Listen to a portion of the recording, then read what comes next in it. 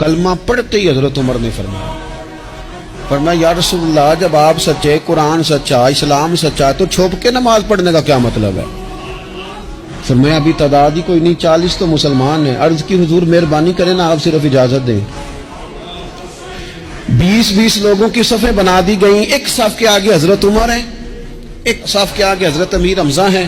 جناب عمر کہنے لگے چونکہ آپ اللہ کے رسول ہیں تو لہذا نماز بھی آج اللہ کے گھر میں پڑھی جائے گی۔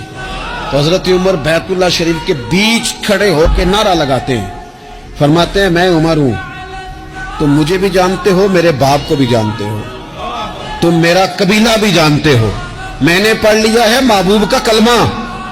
اب جس نے بچے یتیم کرانے ہو اور اپنی بیوی بیوہ کرانی ہو وہ آئے اور مجھے روکے، یہ محبوب اللہ کے ہیں اور گھر بھی اللہ کا ہے، تو نماز بھی آج اللہ کے گھر میں پڑھی جائے گی۔